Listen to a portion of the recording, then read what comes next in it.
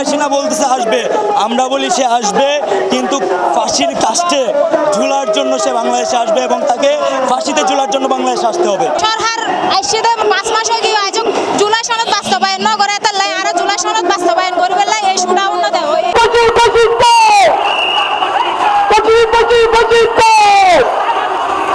চট্টগ্রামের ১৬ স্টেশন তুন ৪ আগস্ট বিয়েলে ঠিক এভাবেই শুরু হয় জাতীয় ছাত্র শক্তির গণমিছিল।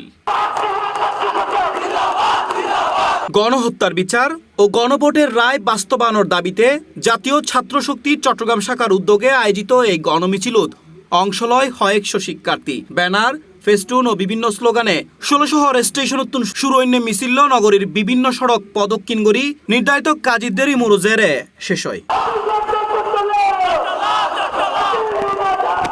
এ সময় গণমিছিলত উপস্থিত আছিল জাতীয় ছাত্র শক্তির কেন্দ্রীয় ও চট্টগ্রামের নেতাকর্মীল। গণমিছিলত সমন্বয়ক খান তালাত মাহমুদ রাফি সহ অন্যান্য নেতাকর্মীল বক্তব্য দেয়। এ সময় সমন্বয়ক রাফি হয়, আমরা এখনো মনে করি যে আওয়ামী লীগের বিরুদ্ধে গোটা বাংলাদেশে আমাদের মধ্যে মত পার্থক্য থাকবে, মতাদর্শের পার্থক্য থাকবে, কিন্তু আমরা আওয়ামী লীগের বিরুদ্ধে সবাই মিলে প্রতিরোধ করে তুলব।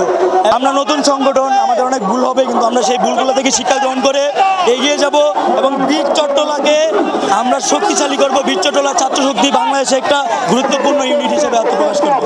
গণমিছিলত অন্যান্য নেতাকর্মীও গণহত্যার বিচার ও গণভোটের রায় বাস্তবায়নের দাবিতে তারার বক্তব্য তুলি ধরে।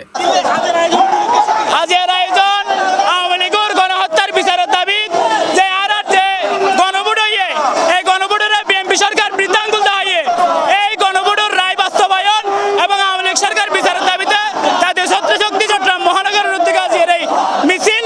আমরা জানেন দেখবা 4 তারিখ 2024 সালে 4 তারিখ আজিয়া আমরা তো 100+ শহীদ আছি।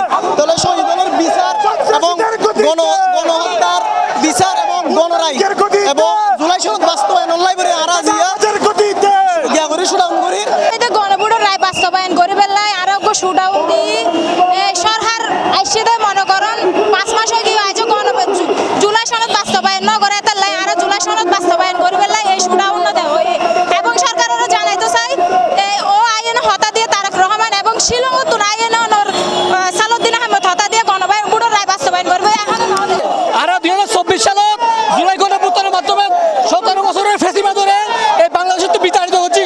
আর চাইলাম যে একটা নতুন বাংলাদেশ, যে বাংলাদেশত গণতান্ত্রিক অধিকার থাকিব এবং প্রত্যেকের অধিকার থাকবে, বৈষম্য থাকিব। বক্তব্য হয় 2024 সালের গণ অভ্যুত্থান দেশের রাজনৈতিক ইতিহাসে একখান গুরুত্বপূর্ণ অধ্যায়।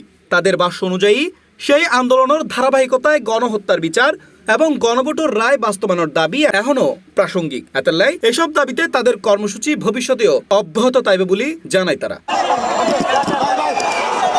C+ TV, Chittagong.